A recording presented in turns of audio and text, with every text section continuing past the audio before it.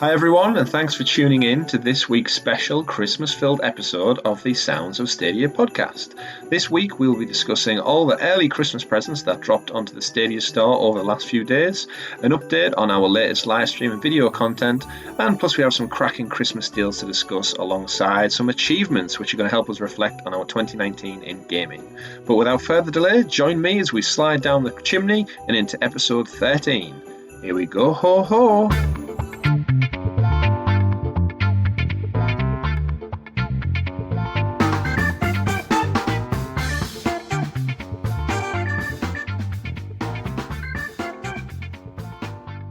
Hello gamers and welcome to episode 13 of the Sounds of Stadia podcast. Will the episode be unlucky for some of you? You'll have to stay tuned in to find out. I'm joined by my usual co-hosts in the Stadia seats this week. All the way from the Midlands, our Christmas captain of the live stream, Tom.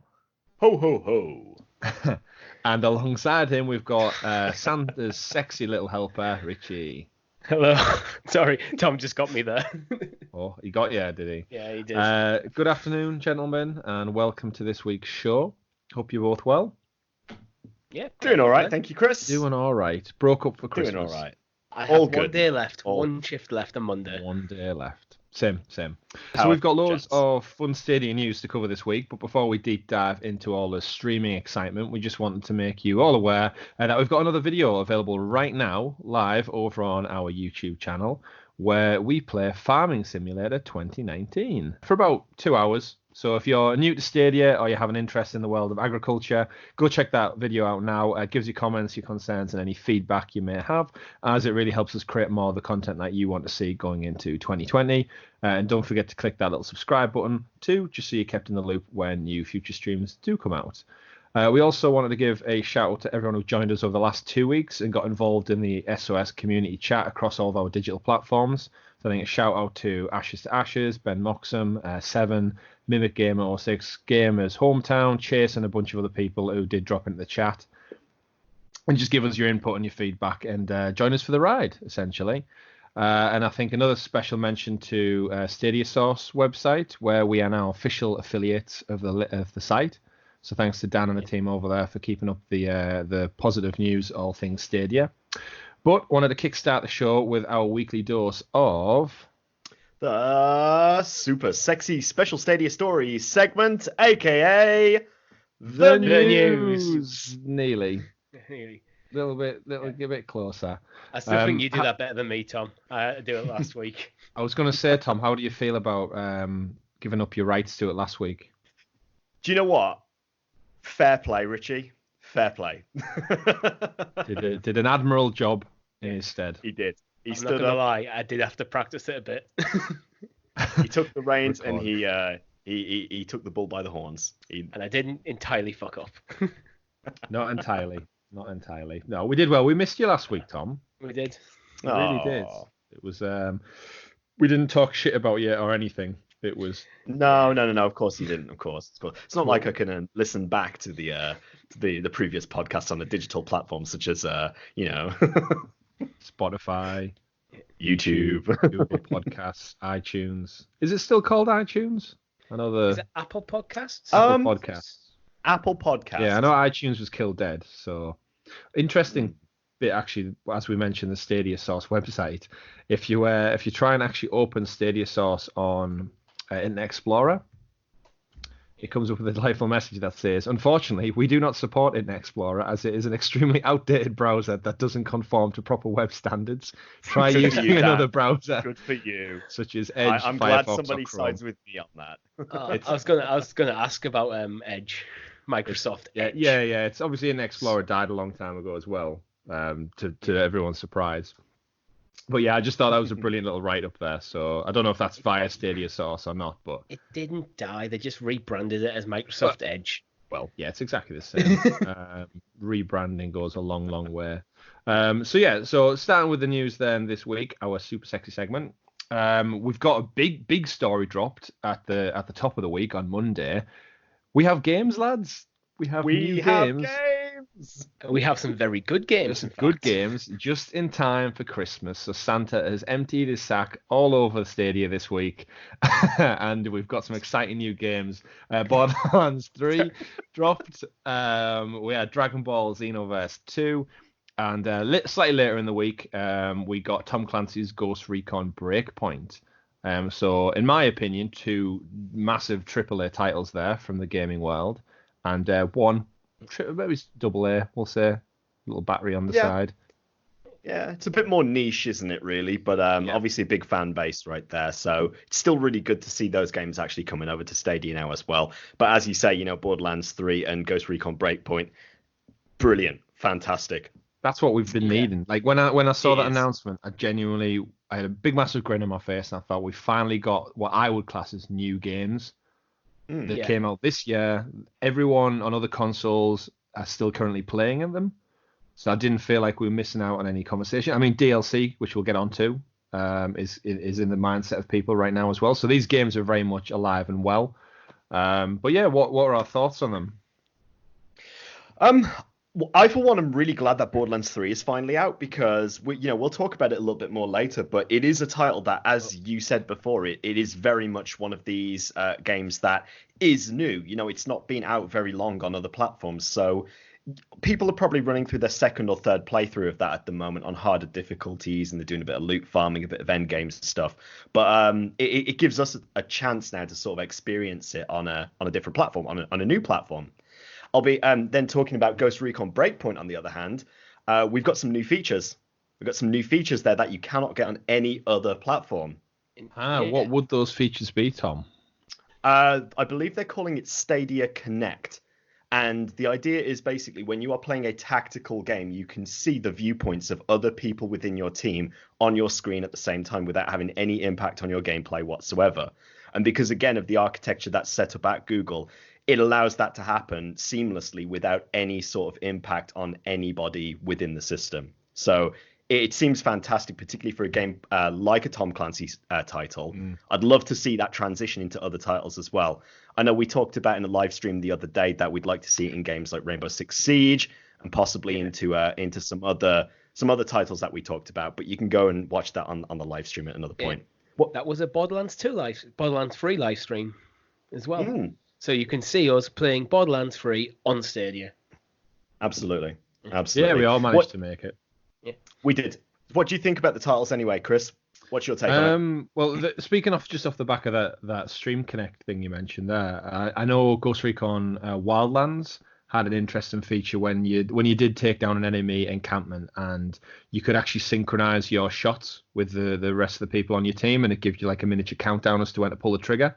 So if you were all kind of scouting the place out and you all like basically took one enemy in your sights, you could time it like across all online platforms just to get your headshot timed perfectly, so it didn't distract any guards or ring any alarms off. It sounds like this is a very enhanced version of this for Breakpoint in line with Stadia. I love the thought of being able to camera share and just get that little snippet of insight into your fellow assassin's viewpoint. I'm curious as to how it would work with multiplayer games. Like if you were playing, say, GoldenEye on the Nintendo 64, and you had the ability to quickly pop in and just check out your enemy's camera, that would have helped me find many people in the toilets and the ventilation shafts and stuff. I'd imagine this is more of a feature that the developers can choose to switch on or off for their particular game. Yeah. Oh yeah, I'm sure it's not just universally you can spy on other people's screens. Otherwise, that would ruin a lot of shootouts. Absolutely. Yeah. But in terms of the games, I, like Richie, have been holding off on Borderlands 3 from other platforms, just so we can jump in and enjoy it fresh on Stadia. Regular listeners will know how much we've been waiting for Borderlands. Yeah, just a little while. They did manage to squeeze it in before the end of the year, at least, so they kept true to their promise. Dragon Ball Xenoverse, I know nothing about. Nothing whatsoever. I believe it's a fighting game, is it not? Yeah, fighting a game with RPG elements. There's a little bit of online to it as well. But I've got no experience of playing it myself, but I'm a big Dragon Ball fan anyway. So it's something I'm considering. The price point on it, though, has me sort of maybe waiting a little bit longer because that has been out a little bit longer. And there's also DLC for for the game. So I'm sort of like umming and ahhing over whether to pay the full retail price for it when I know that there is additional content that is not currently showing for us at the moment. Yeah, certainly. Well, I know nothing of it anyway, but we're all big, massive Samurai Showdown fans now, though. So Sam Shaw. Sam Shaw. Who needs Dragon Ball some respect? Yeah. So who needs Dragon Ball anyway? But I'm sure for those of the fans out there, it's a fighting game, which I've shown my disconcern for fighting games in the past. Dragon Ball's a weird one for me. I've always been a big fan of it, but I've never been interested in any of the games. Not even a passing interest, really. I just know people set on fire in the anime and can fly. That's about it. Yeah, that's I went down the Pokemon route as a child with my Saturday morning cartoons, so not quite Dragon Ball. And yeah, the final one, Ghost Recon Breakpoint. It's another game I've held off on this year. I've noticed Ghost Recon Wildlands has popped up in a lot of sales, and I know Ubisoft have explicitly came out and said they weren't happy with its sales performance, even though it was charting in the top sales pretty much all year since release. But they've came out and said they're going to rework a lot of stuff. There's a big roadmap in place for this game, and if any developer says that, usually you're a bit iffy with it. So like when EA come out and say we've got loads of plans for it, you don't know if they're going to stand by it. But I think Ubisoft with their Rainbow Six Siege support, they're going into year 4, year 5 now. That game's gone from strength to strength. So if any developer's going to double down on a game and say Breakpoint isn't where we want it, but you know what, we're going to commit to fixing it, that's a really exciting one for years to come, I'd wager. I think it's one of them games, if they are thinking this is going to be a bit of a long burn, it's going to be around for 4 or 5 years. I don't know how that affects with next generation consoles come out, but you never know. In a year or two's time, they might go, he's it on PlayStation Plus, he's it on Stadia Pro, as a free thing to get you get your first season for free, but then season 2's out, season 3 is out there. Yeah, that's how they can get people in. Yeah, you get them little time bumps, don't you? Like season passes work so well with games as a service, and I think Ghost Recon's got a great potential for that. Have either of you guys got intentions on purchasing it while it's on the sale? Not considering at the moment because it's Christmas. Yeah. I'm on the fence where it's currently priced down. And I'm kind of in two minds of, do I just buy it now while it's cheap, or do I wait and hope that it'll go down cheaper again? Similar with the Tomb Raider games, kind of held off buying them on the cheap. But with Breakpoint, because I've never played it before, whereas I had played the Tomb Raider ones, I had reservations around them. But with Breakpoint being a brand new game this year that I've not jumped into, I'm very, very close. But again, at the moment, the problem with dropping these games all within 1 week is you've got limited funds, especially this time of year. And realistically, I've just bought Borderlands, so that should probably keep me content for quite some time. Yeah, that's where I'm at. All of a sudden, I find myself with a bit more of a backlog than I was like a month or two ago. Yeah, it's a real hard life being a gamer. Yeah, it really is. I still haven't finished Persona. I haven't played Persona in like a fortnight. You're never going to finish Persona. I'm probably not, but I still need to do. I've got Jedi Fallen Order, I've got Borderlands. You're an adult, Richard. You haven't got time for all these things. I know. Yeah. Bills. Yeah. So I think overall though, we're just really happy that we've got some games coming out. They were, those two in particular, I think Breakpoint and Borderlands were the big tentpole games that we were promised by the end of 2019. So to see them out and alive on such a short turnaround, it's great to have. Again though, it's just don't think there's anything outstanding. No. They've met all of their commitments now. They did say these titles, 2019, they are there. Obviously, we've got the ones that were originally announced that have been delayed, but that's not really, Google's fault. Yeah, Doom Eternal and stuff. It'll be their launch day. But I think looking ahead to 2020, I think we can all agree one of the things Google really need to kind of get sorted out is the release date announcements. I think not just that. It's not just the release announcements. I also think that looking at the competition now, going into 2020, I think we're going to see a huge competition open up with xCloud, a huge competition from rival services. And let's be frank, Google need to have this library ready, I think, for the base launch. I think they need to have a good, large library at the point that they're going to push Stadia base live to everyone in order to even consider competing, because otherwise Microsoft... From what I see so far, I think Microsoft are looking to sweep that market. Yeah. There's a few outliers I think they're missing. I know you're not a fan of this, Tom, but I think Fortnite getting there on there, especially for Stadia base, will bring a big user base. No, I agree. I actually completely agree with that, though. Yeah. Like, I don't like the game. I'm not a fan of the game. I don't really dig battle royales that much. But you are absolutely right. I cannot deny. Nobody can sit there and deny the fan base size of a game like that. If they're smart, they'll do this as a joint release with Stadia base in a promotional, like, you can get Fortnite now for absolutely free as long as you got a Google Chrome browser. Yeah, but who created Fortnite is the question. Yeah, that's a very good point. It's an Epic game. Yeah, so Epic Games are looking at pushing their own store as well. If you're talking about a competitor like Google, which essentially is still a digital library. They could always just partner with Google. You don't know what deals Google are arranging behind the scenes in regards to their servers, because the way their infrastructure is now Stadia is a proven concept and it works. I would not be surprised that these conversations have been had with even the likes of Sony, because they've obviously partnered with Microsoft Nextcloud around future gaming. And is that in direct competition to Stadia? We don't know. But you've got to believe Google, now they've kind of tried and tested this, they're not going to Nintendo saying, look at your infrastructure, it's shit. No. Do you want to just either lease this from us, we can repackage Stadia as Nintendo Online, or some form of variation, because it is all in the cloud and it's digital, it wouldn't take much to actually just put a different skin on it. Yeah. Pair up your Nintendo Pro controller or pair up your Epic controller or whatever route they want to go down. And it's there. That's the great power that they've got, is they've proved it works now. And you've got to imagine they're going out to all these other companies, like you said, Tom, with Epic. They've got the money, but let's be honest, their infrastructure just is non-existent by the Fortnite servers. That's very true. If they go and say, can we have Fortnite and Stadia? And Epic go, well, actually, we've got an idea to bring out a cloud streaming service for our future games. Broker some deal with us financially, and I think it's a really interesting place. Now they've proved it works. Even if Google don't want to be the sole competitor, they can definitely lease that out. I suppose what Google have got here is they've got the power to turn around to Epic and say, like, right, look, you've got this incredible title right here, and we have the infrastructure that could see your title expand on a dramatic scale. Let's take, we've said it on the podcast before, let's take Fortnite from 100-player matches, let's push it out to 1,000-player matches. Mm-hmm. And Google would be the company to essentially do that.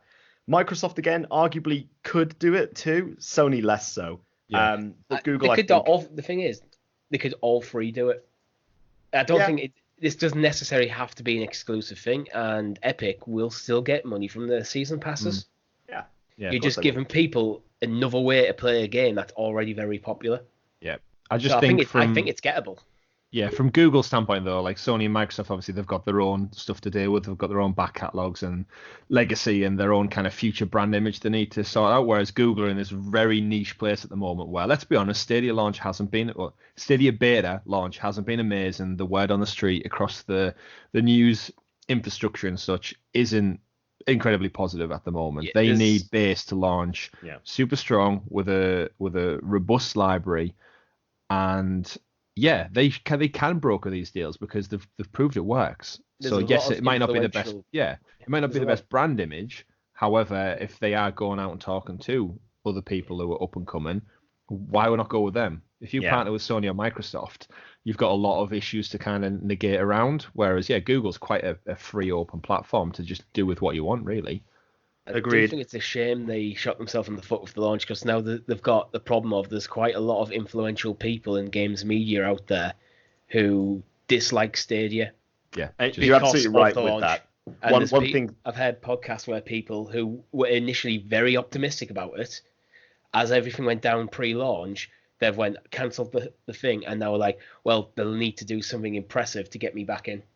And that's what sort of concerns me a little bit as well, because as a teacher in my particular subject area, I talk a lot about the advancements of technology and so on. And in a lesson I taught recently before we finished for the holidays, I had some of my students talking about like the potential of Stadia.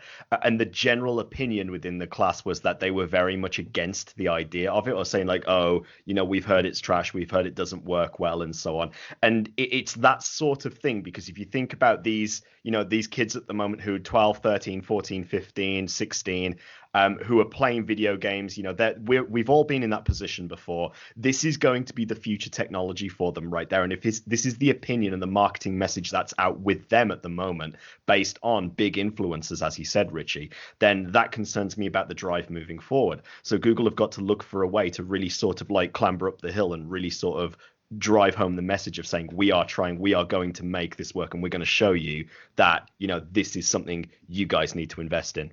You should have just jumped into Borderlands in the middle of the lesson. Go, oh, it works. Would have loved to, but we've got a firewall. I'm teaching. We've got a curriculum to stick to. I'm teaching. But yeah, it's interesting you mentioned that, Tom, because I think different, obviously, demographics and age ranges play a big part in this. And I think with Google Base next year, they need to totally go at this from a fresh standpoint. In my particular industry, I work with mobile phones, and even just talking to the region which I work within, I mentioned it at our last regional meeting where we actually had a Google representative show up again, and they were promoting Stadia being like a future purchase alongside a mobile device. Obviously, the Pixel is going to be the ideal pairing. It runs on 4G, 5G network, which is going to be fantastic for mobile gaming on the go. And the general consensus of everyone in my team was it's a new product. They're a bit unsure of it. But once I jumped in and filled out the explanations of you don't have to buy a console for your... I basically pitched it as, come next year when the PlayStation 5 and the Xbox Series X are out, your child, or even partner in a lot of cases, are going to come to you and say, right, for this Christmas, I need $400, $500, whatever the prices may be, to go drop on a brand new console. And then I need to buy X amount of games to play Fortnite. And the way I pitched it is with Stadia, you simply buy the controller if you don't already have one. You sign in, you buy the games you want, you play them with no console. You can play it on tablets, phones, computers, TV with a Chromecast stick. It literally just streams it. Similar to Netflix, no downloads. You'll always play the latest version. And every one of these people in the room, from young to old, from families to single individuals, understood it straight away, and they were a million times more bought into the product based on that brief description. Whether I sold it well, because I do happen to have a podcast centered around Stadia, it obviously has me quite informed. I think you probably just put the information out there. It really is. It's all marketing and the way you pitch it. And if this is people within, like, again, tech industries, if it's not pitched to the people at the top of the ladder, similar to the influencers, if they don't kind of understand and grasp the benefits and the concept, because again, influencers who are big in the games industry, they don't have the problem with actually putting down the hard cash. They get free download codes. They get free special edition box sets for unboxing videos. They get sent all this stuff for free, whereas the reality is the people on the ground who work day in, day out to keep up this hobby, as we all know gaming is an expensive hobby, we just alluded to it. The reality is the people who have 3 kids and stuff, you can jump on a Stadia essentially at a free entry level. You need 3 controls, and all your kids can play it with their own login for free. You just have to buy the game. You mentioned a family with 3 kids. Let's say you got 3 kids, all of them on a PS5. That could be £1,500. That is. You have to sell one of the child to pay for the other 2 consoles. It's not even that, though, is it? It's the longevity of the product as well. If you think about a console's life cycle is 5-6 years or so on, then you're going to be looking like in that time you're going to have to shell out the same amount of cash again. Whereas with Stadia, you're just paying like one. I mean, for us, it was £120. You get the Chromecast Ultra, you get 3 months of Pro, you get the actual controller to connect to the Ultra as well. And we've got a product there that we don't ever have to pay for again, apart from the Pro subscription, which you've got to pay for Game Pass or PS Plus anyway. But, you know, you're taking out that massive chunk of cash, that £500 every 5-6 years. So that's exactly the same way I sold it to the students I teach as well, because they've got to understand from a cost saving perspective, this is the future as well. This is how everything is going to go. Like it's inevitable is what I'm going to say. Because it really is. To happen. I agree. Streaming is inevitable. I actually prefer physical media on most of my other consoles, but I'm still invested in Stadia because I'm like, well, this is the way I believe it's going to go. The tipping point is definitely in balance. But yeah, again, Tom, if you went to, how many kids do you teach on average? What's in your class? Class size is usually about 25, 26 students. Right. So say 25 students there. If you pointed them out one by one and said, have you got £400 on you right now to buy a console? I'd hazard a guess none of them even had more than £5 on them. But the reality is, yeah, they can go and beg to their parents all they want. But this is the difference between next Christmas when you go, Mum, Dad, I'd love the new Xbox, I'd love the new PS5, or whatever Nintendo Switch iteration's out. Mum and Dad, check Amazon, Google it, whatever they will do, and they come out and go, oh, maybe it's not this year, Timmy. It's looking a bit pricey at launch. Plus, again, the 40, 60, 70 dollars for the games on top of that. Whereas you could go to them and say, Mum, me and my brother would like Stadia. How much is it? Well, actually, you just need to buy the Chromecast stick. Again, I'd imagine prices will fluctuate and you'll be able to buy them with or without the controller, and the Chromecast sticks might fluctuate and stuff. But again, we don't know at what point the smart TVs may have integration with just a Chrome browser or a Stadia app. I've got an LG TV that updates all the time for Amazon, Netflix, and Now TV and such. So there's nothing to say they can't broker a deal with LG, get that app on all the smart TVs bought their next Black Friday. Hey ho, you've got an entire new group of tech that's currently live Stadia ready. I can picture that little Stadia ready sticker on the TVs in the electronics stores. Yeah. I like where your head's at there, because on I've got a Sony TV and the remote actually has a Netflix button. Yep. Imagine having a Google Stadia button on there. Yep. Beep, there we go. Yep. On screen. It's on a Samsung. Yeah. But the potentials is huge. And again, because it is just a digital platform, you can put it anywhere there's internet. Just look at all the smart home tech that people have got now.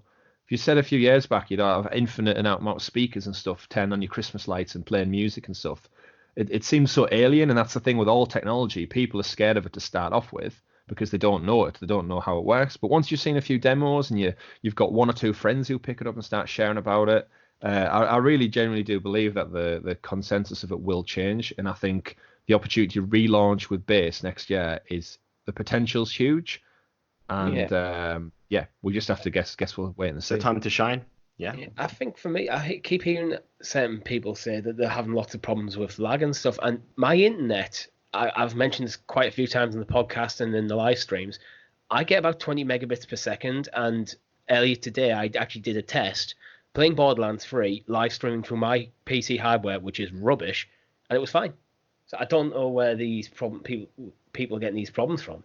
Again, it's more like a regional thing. All internet providers are not the same. I know in America, I believe it's Comcast, are notoriously terrible for problems and outages and such as well. And the infrastructure, again, with technology, is going to get better.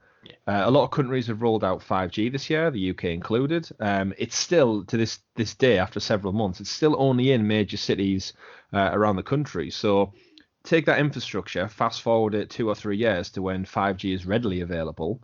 5G is cranking out speeds of upwards of 400, 500 meg per second, which is crazy insane. Because there's no wires. The latency levels are phenomenal. Like if you're talking about shooter games with really good ping numbers, 5G is designed for that. And again, it's because it's so early. It's not even learned to walk properly yet. But once that in our house, even people who have really bad wired home broadband will be able to purchase just a 5G Wi-Fi box, hook it up to an unlimited SIM on mobile, sack off your broadband plan with Comcast or Virgin or BT, whoever your provider is, and just all you need to do is sit next to your device and you're good to go on your laptop or anything. And the great thing with this is it's only going to get better. So everyone who's bemoaning it now, it's not going to get any worse. No, a quick segue from that is it shocks me that we live in a country where 5G is being rolled out, yet our average broadband speeds and fiber optic speeds are below the speeds of 5G. So it shocks me that we're in this position, but you are absolutely right. Like with the launch of 5G, once that goes like nationwide, that is going to really just sort of make this so much more feasible. Yeah, I think that the issue there is just it's expensive to lay the cables down. So at some point, the cable is a limiting factor, whether it's fiber optic or hardwired. Yes, very true. Yeah. And then if you want to improve speeds beyond that, then you have to dig up the road, put the new cable down. It's very every household in the country. Yeah. It's a very expensive thing to do. It's very costly, and you do need a lot of planning permission and stuff for local councils to go ahead with groundwork. And the reality is that some of these cables are decades old. And absolutely. Yes, they've got new technology that can supercharge the cables, and it can change old copper lines into virtually what we've known as fiber optic, just using special little technology twists and such on it. But Yeah, the future's digital, the future's 5G, 4G, 6G, whatever it may be in years to come. But the reality is, yeah, I've been in London and Birmingham the last few weeks, and I've been getting speeds of about 280 meg on average on a 5G device. That's crazy. So if I'm hooking my laptop up to a hotspot and playing Stadia, no issues whatsoever. And again, it's only going to get better. Yeah. I just hope like mobile data companies start reducing like things like data caps. Well, looking at most mobile not reducing data caps, increasing them. Yeah, increasing data caps. Don't reduce them. Richie's living the yeah, this was the all UK mobile companies went unlimited. So all the top networks in the UK offer unlimited plans now. I'm on one myself, and yeah, I don't have to worry about anything upload, download. It's just unlimited, no caps. I know a lot of broadband providers in America and the States are very specific about data caps and limitations with upload and speed throttling. If you've used a certain amount, you pass a threshold and they just limit your speed output. Again, it's only going to improve. The pushback from regulators in the UK, Ofcom, eventually the consumer kind of, the dam, as you will break. And there no longer can be beholden to these privatized companies because, yeah, Ofcom and local governments will get on top of them to change it. I know America and California had a big problem with, what was it, the internet problem they had earlier in this year? It's not about latency, it was something to do with coverage or bandwidth or something. Okay. California rules changed around it. But again, I don't live there, so I'm not too sure. But it's all unlimited. And again, yeah, future's bright. Future's orange? I wasn't going to say it, but yeah. Should we move on then? Yes. Back to 10 years ago. Exactly. So speaking of all things futuristic and digital, which most people will be getting in their households, hopefully, is a little bundle of Christmas present excitement. We got an update this week that came up that Google and Stadia have given everybody who's a founder an additional buddy pass as an early Christmas gift. Yay. Was it just founders and was the Premier editions as well? I thought it was founders. It is just founders. I can confirm that. So yeah, we all got another one. Yeah. Happy days. We can share that out. I actually have a feeling, I don't know about you two, but I'm going to just give another one away on a future live stream. That was kind of my plan. I've sounded a couple of friends out. No one's actually took me up on the offer yet. So if they haven't, by the time we do another live stream together, the buddy passes up. If you're listening to this right now, Luke, Gary, Lee, Rob, anyone who's not got one, hit us up. We'll give you it for free. You can join Stadia and trial it. If not, it's going to go on the live stream, and then you'll have to slog through 9 hours of content just to get the damn code. So there's an easier way. Friends with benefits, not in that way. But yes, maybe just drop one of us a message, and collectively we'll sort you out with a code as you are our friends. For those of you who are not quite that close of a friend, yeah, you'll have to watch out for the next live stream, which no doubt will be some point early in the new year as well, because we're getting quite good at this streaming shit, if I do say so myself. We'll prompt you if it's going to be a giveaway via Twitter a couple of days beforehand, because we have actually been doing a few random smaller streams lately. Yeah, we're just testing stuff out, getting a feel for it, getting prepped for a 2020 refresh like Stadia. Gonna go big, gonna double down on streams, and we're still enjoying it, so we're definitely gonna keep going. Let's have a look. So aside from an additional buddy pass, I think it's a nice little positive that we didn't expect. Nice gesture. Yeah. Whether it was always planned or it was just to do with some of the community feedback around game releases, maybe, or maybe they're just looking to expand that pool of user player base and get the way. It's free advertising essentially. It's not even that. It's free. It's getting people on the platform for free quickly. Yeah. And it's nice for us founders because he's an extra gift. Merry Christmas. So it's a win-win. It really is. Merry Christmas indeed. Of course it is. Yeah. So speaking of early Christmas gifts, then another bit of news that dropped this week was the gift of achievements. Yep. So Richie, you've looked into this a little bit for us. So Google Stadia now has trophies, achievements, whatever you want to call them. Yeah, they kind of shadow dropped this a bit because people were already talking about it before Google announced it. That seems to be the way they're handling these things. At the moment, you can only check your achievements through the Chrome browser. But I think it is there in the app that just says coming soon.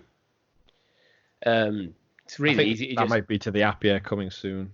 Yeah, it's really easy to check. You just go on your profile and click on your account, is it? And then it just says view achievements. Yeah, Simple as that. So we're glad they're here. We had a little bit of a joke pre-show around they're still here before Nintendo's. Yeah. So Nintendo's one of the oldest video game companies, if not the oldest that's still around. And yeah, we're still waiting, Nintendo. Yeah. I think it's more of an ideologically driven thing for Nintendo. I mean, I'd love achievements of some description on Switch, but they're not coming. Yeah, but, I do know a lot of the games have kind of in-house achievements. So I know the Mario games and such, you've got like collect all the stars and unlock all levels and stuff. But yeah, aside from that, yeah, it's always nice, I think, to have that overlay of achievements, whether you care about them or not. It's something that drives game interest. For anyone who's got that kind of collective personality or that nature to want 100% something, it adds a lot to that by having these little chapter markers so people can tick box things off and say, right, I've done that, I've done that, I've done that. And Ubisoft games lend themselves to that fantastically. So I don't know how far through Assassin's Creed Odyssey you are yet, Tom, or what achievements have popped. But I know, I got the platinum on that, and it took me a good while to wrap that one up. I think I must have played it for well over 16 months. Yeah, we're making some progress with it. I think I'm only around about chapter 2, pushing chapter 3 at the moment. But yeah, as you say, there's a lot of stuff to do in that game. So it's going to take some time. I think my final playtime with the DLC was about 135 hours. Got all of that to do. But again, now you've got them achievements there. Again, if you jump into it, it's a nice little kind of just a checkbox thing to go through. And I think a couple of episodes back we mentioned that the game's so rich in depth, the achievements sometimes funnel you towards storylines or areas of the map that you wouldn't have otherwise explored. So it's a big level of interest for all those poor game designers, sound technicians, and people who actually built and created those levels and storylines. A little trophy sat there saying, "Go and see Mr. X." It's a good way to funnel you down towards Resident Evil and other things. You mentioned platinum trophies. That is something that the Stadia achievements, I actually think it's nicer there, but it seems a little lacking. Like, where PlayStation, you have your trophies of different caliber, you have your game score on Xbox. The achievements in Stadia at the moment are literally just the achievements. There's no platinum trophy for getting them all or anything. They're just there. There's no like profile level or anything at the moment. Yeah. So it's a very basic version of it, but I'm glad they're there. Yeah, they exist, which we knew they were coming. But again, all this stuff seems to be rolled out gradually, and no doubt at some point we'll give them some kind of little caveat that'll grade them as gold, silver, bronze, whatever it may be. But yeah, what are the? Again, I've not looked yet. If they got images next to the achievements, like little icons to represent. They've just got little icons. Tom, it might be worth you having a look at the Borderlands one, see how they compare to the PlayStation icons, because I just don't know. Yeah, I think pretty much they're using the same sort of images. They're just pulled straight over. It must be by the developers who actually sort of put the images in place, really, for these kinds of things. But I think it's quite nice. Like, I know it's not a fully fleshed out system at the moment, but it's still nice to get that that little pop up. For those of you who haven't actually had the opportunity to test it yet, when you get a new achievement, it pops up at the top in the center of the screen. You get the little black Stadia screen pops up with the achievement name, the image, and you get a nice little noise that comes with it as well. And it's quite a crisp noise that actually does just let you know that you've got it there. And I think it's quite nice. I like the way that it sort of drives you to do things in the game. But because all of the games we've got so far are sort of older titles or new-ish titles, it's sort of, waiting to be seen what new games offer in the ways of it. But as you say, when they start rolling out things like the tiered achievements, then we might see something linked to our accounts in a little more detail on that front anyway. It's at the moment they've got the basics done very well, but it'd be nice if they put their own like little twist to it. Yeah, certainly. So the achievements are live, they exist. I'm happy about it, we're all happy about it, and I do think they're going to get a little bit more detailed as time goes on. I think the achievements are just one that show that they are rolling these features out fairly quickly. Yeah, I think very much they're all similar to, I've just mentioned there about tick box exercise. Google technicians and engineers must be sat there literally with a list of things that they need to get kind of signed off before Stadia base launches next year. And yeah, a lot of these really, really day-to-day things, you can almost visualize where they're just working their way down this list and going, right, this week we've got to do this, get that active and live and online. this week, this. And the great thing with all these updates is they're all happening without us having to download a firmware update. Yeah. It's one of the massive benefits of it. Yeah, at no point with Stadia are you going to turn on your console and get a firmware update due 5.0, 6.0, whatever it might be. Then all your games update after that. And then all of your online games are made redundant immediately because you can't get online without the latest version. You've got a 25 gig update to get for a certain game and so on there. Yeah. On a 20 megabit per second internet, that can take an hour. Oh, certainly. I mean, I don't have bad internet, but when I bought Red Dead Redemption 2 last year, my word, I was waiting. I think it got delivered by Amazon about 1 o'clock in the afternoon. I don't think I got onto the game till about 4 or 5 o'clock. Yeah. Because of how big not only the actual day one patch, but also the copying from the disc over to the console for all the kind of the grunt work that took ages as well. And I think I know we all play Stadia, but it really does overlook the fact sometimes week on week that we just jump into these games like Borderlands. Bang, I always take it for granted a bit at the moment when I'm playing Stadia. And it's like I could literally click 1 or 2 clicks from where I am at the moment and be in playing Red Dead Redemption 2. If I wanted to do that on PlayStation, it'd take hours to get sorted. Yeah, you'll be playing the game within a minute. And sometimes when I go back to pick up my PlayStation or pick up my Switch, it's like, oh, these are things that required. These are things that I haven't dealt with in a while.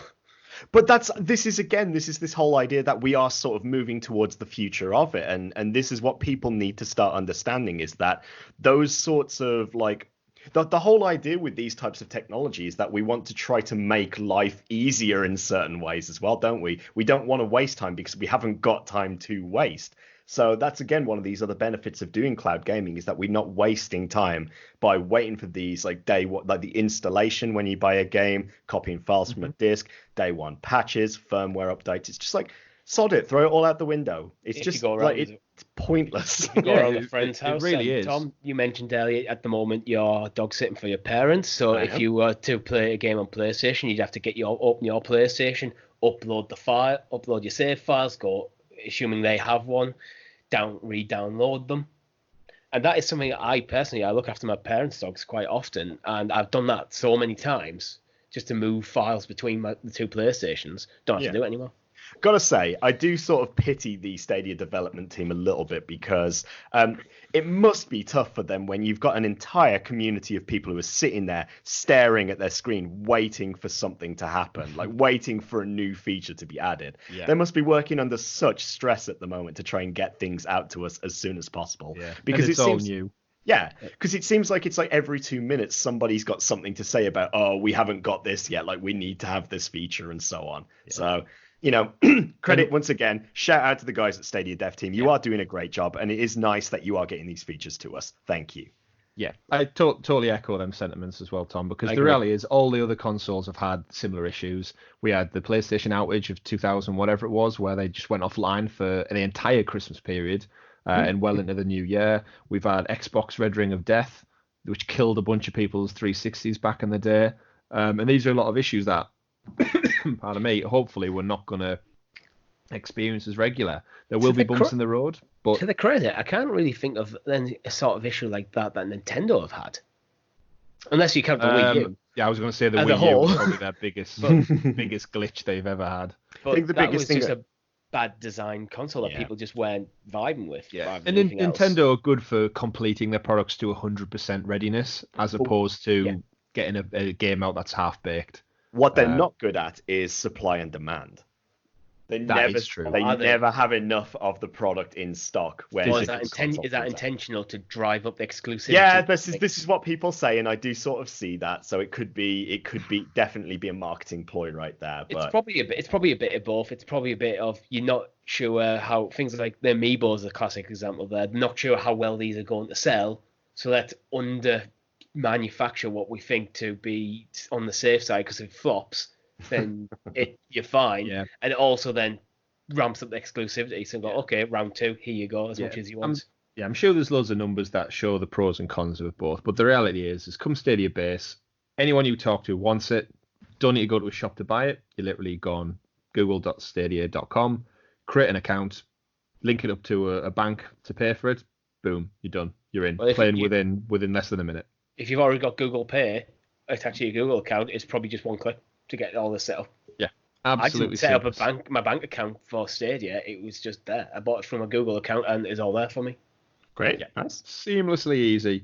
And yeah, so moving on then, and speaking of spending money and linking it to your Google Pay, we also got some new Pro deals this week, which we've been asking for since Black Friday and Cyber Monday's non-existence.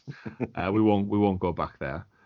Just think 2020 will be in a completely different place for Black Friday, and they are going to have some cracking deals live because they're not going to want to repeat. We hope 2019. No, they will. I don't believe that'll happen. I agree. But yeah, so Pro deals for this current week, or probably I think leading up to the new year now. We obviously got Ghost Recon Breakpoint dropped on the Thursday, and we had Borderlands 3 earlier in the week. Both, to I'm sure all three of our delights, came with a significant discount from the base price. So just to run you through a few of them, we had Just Dance launched back on day one. That was £39.99, and that's been reduced to £23.99. We had Grid, which, for my opinion, was probably the most overly priced game on the entire store for what it actually is. £54.99 was the initial price, and that's now dropped down massively to £22. I don't necessarily agree Grid was overpriced. I think it's one of them games, either you're into racing games, in which case it's probably worth the money, or you're not. I mean, really, I don't know. I don't even know who the developer is. I'm still not buying it for £22 because I'm just not interested in the game at all. Yeah, so I don't think Grid's not quite a Need for Speed level. I don't think, from what I've seen of it anyway. Grid, it's more like a Project Cars kind of level. Just to confirm, Grid is made by a British company. It's made by, you will have heard of them, you will know them, Codemasters. Yeah. So it's not quite past World Rally Championship levels then. But not quite. Don't they have an exclusive game mode in Grid for Stadia, where he's extra people on track? Yeah, it's the extra cars in the race using the server power. So yeah, it's again, it looks decent, but like you, Richie, I'm not that into racing games. Yeah. But if you are, pick it up now for £22 or your nearest local economic price. Borderlands 3 was £49.99. It's ironic, actually, I would say, because it hasn't been that price yet. Yeah. I'm sure that's some kind of marketing standards thing where you're not allowed to publish a discounted price until it actually has that locked-in price for a certain amount of time. That's the not base supermarkets. edition. Yeah. So it was £49.99 apparently, but now in the discount it's currently down at £32.49. And Ghost Recon Breakpoint was also priced at £59.99, and thankfully, due to the Pro Deal discounts, brings it down to £30. So a lot of savings, and I do think when base goes live, these discounts alone are going to give the merits to the Pro Deal. So I think being a Pro user come March onwards when base is live, I think there's enough discount and value in that if you're buying these games to merit your $9.99 a month. Yeah, you make that back on Borderlands alone. Yeah, one purchase. So if you are big in a game and you frequently buy the latest title releases, especially if they're going to be day and date with launch, imagine, say, Grand Theft Auto 6, it's just a random game plucked out there, launches on all consoles day one. You buy it on anywhere else, it's a locked-in price. But on Stadia, if you're a Pro user, you get it for 10 or less. Yeah. I'm just trying to think how much I've saved by being Pro this month. So I've got Farming Simulator and Tomb Raider for free. I saved money on Shadow of the Tomb Raider, and I've saved money on Borderlands. That's probably about getting on for 4 or 5 months worth as a subscription in terms of value. Absolutely. Yeah. I mean, you've got to look at like games like Borderlands 3 and Ghost Recon Breakpoint, which, I mean, Ghost Recon Breakpoint only came out at the start of October. So realistically, when it's come out, it's been like 2 and a bit months, and they're already slashing it to like half the price from retail. So, you know, you can see the merits of having that Pro subscription, especially if you can pick up a relatively new title for that cost. I think most of these only run up till Christmas Day as well, so you'll have to act quickly if you want to get them. Grid's the 1st of January. Ghost Recon is Christmas Day. Borderlands is Christmas Day. Just Dance is Christmas Day. Yeah. That these sales expire. Now, an interesting one regarding the sale prices, which I had a brief passing thought earlier in the week when all the discounts and prices did come out. If we look at Stadia as of now, do the stores still have their initial price? We don't have the American price. That's the problem. Yeah. Because this happens in physical media, but I did some quick maths calculations and using the power of Google and a currency converter. In the UK especially, we're still being ripped off by about £2.50. We're still paying a slightly higher price due to exchange rates. Yeah, it tends to round be it up. Quite strange in that sometimes you'll see games that are released. Let's just take a random figure like $39.99 US, right? Sometimes some developers just tend to push that price immediately into pounds. Like they'll just literally just change the symbol. Copy. Yeah. And it's a little bit harsh. I think what they tend to do is they'll probably price the game in dollars. They'll probably convert that directly into pounds and then round up to the nice number or the nearest Which 0.99. I can excuse to a degree when it's physically shipped, because there's different shipping costs and logistics involved. When this platform is entirely digital, I don't think there should be an excuse for every price not being fair across the board, regardless of country. I think if you pay $60 for something, the conversion rate should be 1-to-1, because there is absolutely no reason for distribution or any other costs involved. It's nothing. I don't think it's anything to do with distribution costs. I think it's just entirely they're rounding to a nice number and they get away with it. So the extra they get away with it. £1 per game. If you sell in 500,000 copies of Borderlands 2, you get £2. That's £1 million. Yeah, that's not insignificant. It's totally not. But when we talk about again your community and your fan base, it's not. Stadia's not out in Australia yet, is it? I don't believe so. I think it's recall. In some European countries, the US, the UK. Yeah, and Canada. I think Canada is because the grip controller is now available on the Google Canada store. I saw that this week. So we can't have it, but they can. So good luck enjoying your grip controller with your Pixel phones, Canadian listeners. But yeah, I know Australia are notoriously bad for being ripped off in their price conversion for Australian dollars. I've seen many comments on YouTube videos and such in the past when they pay incredibly high increases on game prices. It's not even down to conversion rate; it's beyond that. There's taxation as well that we haven't considered. Different games will have digital different sales tax and things like that. We know Google doesn't pay any tax anyway. Oof. Yeah, full but you stop. do. I do. First topic, Chris. Passing the savings on to you. That's passing the savings on to our shareholders. Exactly. So again, some great pro deals this week. We don't want to dwell too much on that, but yeah, I just did a few straight conversions, and it was just and just like, I know it's only £2.50, but we're all using the same tech, so yeah, something they could look at. But I understand from a visual standpoint, they want the price to look nice on screen. Yeah, nice. I do prefer a nice rounded up. If you looked at the same sort of numbers across any sort of entertainment media, you're going to find similar trends there, probably. That's true. So until it's regulated and clamped down on, who knows? They may start paying tax. A global entertainment regulator.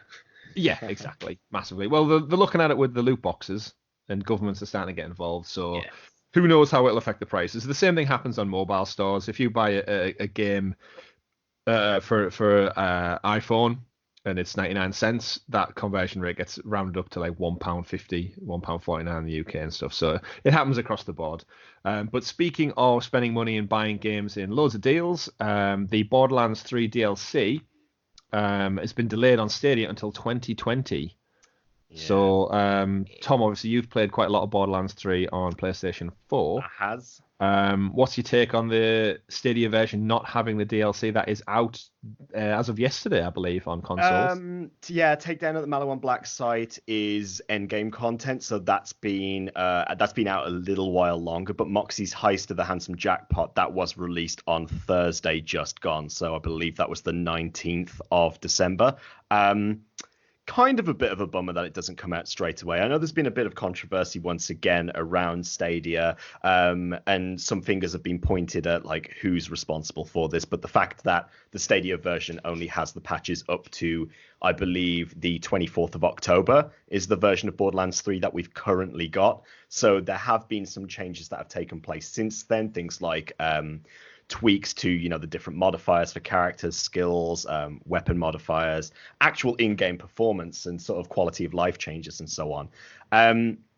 Personal feelings of it doesn't bother me that much, and I think the reason it doesn't bother me is because we've just got the game. So we haven't had the chance to sort of really sit down and blast through it to the point that we can access DLC or do end game content. I mean, for those of you who keep very up to date with us and follow the YouTube and Twitch channels, which I do strongly suggest that everybody listening to the podcast does. Thank you. We have got a number of characters that we run together at the moment, and I believe we hit around level 8 or 9 last night, possibly. I know Chris slightly behind, but he's caught up now. I've played a little bit today. Good man. I'm also this is actually a topic we talked a bit on the live stream, and we did. My theory on this is this just down to certification? Is this the version that's sent off for certification? That's where the cutoff is. Yeah. But I mean, we're also running other characters so we can experience the game ourselves solo at the same time, because we're not always going to be able to play together. But for entertainment purposes, we want to obviously run something together with you guys. But I mean, I've just hit level 10 on my solo character. But again, I've put a lot of time into it today, but it's still not enough to be able to say like I'm anywhere through the playthrough. Like even on the PS4, I've put a bit of time into it. I think I was about level 36, 37, something like that. But it does start to plateau a little bit later. So you do need to have put a lot of time into it to access that end game stuff anyway. So it doesn't bother me because we haven't had that much of an opportunity yet. People could say it's unfair, but 2020 could be January though. It could be. That's like 2 weeks from now. That's a fair point, but we know Google don't stick to them time frames anyway. So actually, saying that, Tom, talking to Borderlands 3, we had someone write in with a question asking how it compares to the console variant. I have to say that in regards to that, it performs way better than it does on PS4. Now, I know there have been some changes recently in terms of patch content and so on there, but I haven't had a chance to experience that. But I know originally when it first came out that the UI system was extremely sluggish. Like, it was awful to actually experience. Obviously, for us, it's you'd say it's pretty decent. Are you using I didn't notice the problem. Base PS4 or a Pro? Base PS4, but I know people who run it on Pro as well. And the issue was not with the console; it was with the software itself. Yeah. So it was with the game. Yeah, I remember hearing when it initially launched, there was a lot of fan backlash around the interface for the menu systems was too complicated, and it almost the struggles ran to actually get it going. Yeah, that's fair enough. Yeah. Sweet. So I think final story then we've got there the. Older Chromecasts. We got a quick tweet came out this week from the official Stadia account, which mentioned that the original Chromecast, if you've got one of those stuck in the back of your TV that predate the ones that came packaged with the Founders and the Premier editions, now support Stadia, which is fantastic news because that means you can jump on to another television, or you could even go out and purchase one. To actually get involved with and jump on and play Stadia. So, Richie, you got any old Chromecast sticking around? I don't actually. It's only the Chromecast Ultras, not the base level Chromecasts. And because I only actually have one television in my house, when I replaced my old Chromecast with the Chromecast Ultra I got with Stadia, I've actually donated to my dad. So have you given him a buddy pass to use Stadia? Well, you can't on a space level Chromecast. That's a very fair point. That's a very fair point. Yet, again, we covered this last week. Hopefully they're going to roll out some patches so I can play in a lesser resolution. But if you go buy a Chromecast Ultra now, they are still £69 in the UK to buy brand new. So it's almost, you might as well just commit to that Premier Edition. Get yourself a nice white Stadia controller. Oh, Wasabi. No, with the Premier you need to get it's the white one. The Wasabi's only for additional controls.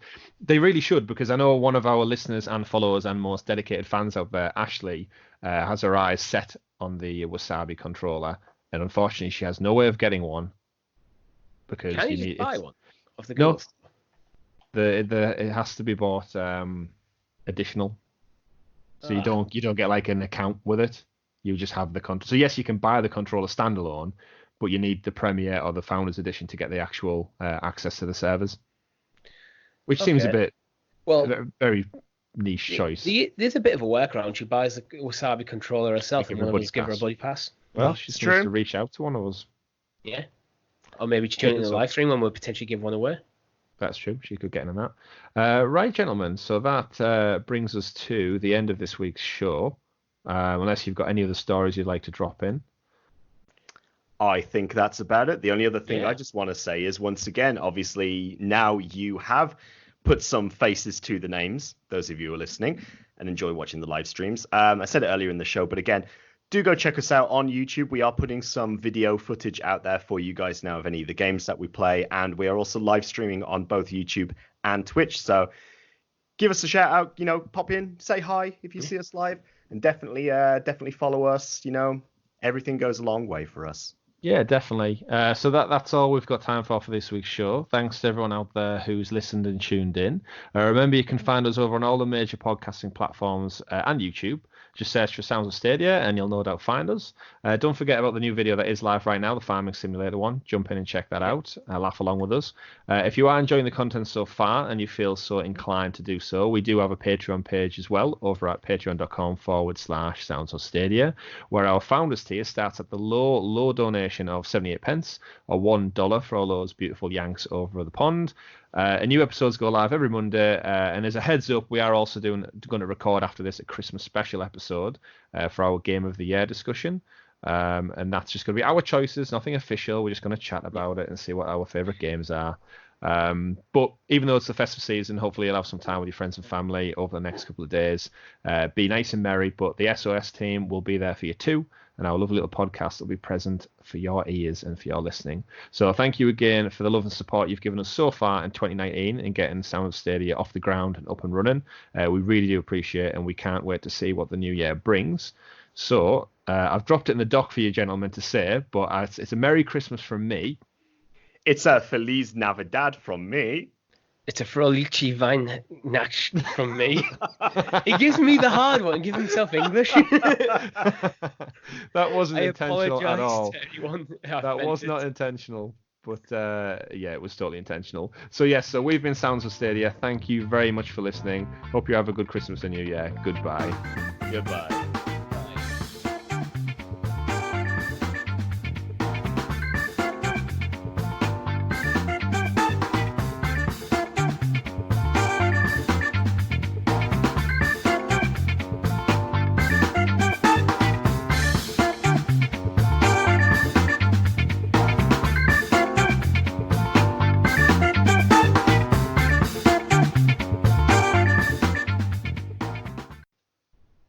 Ho, ho, ho.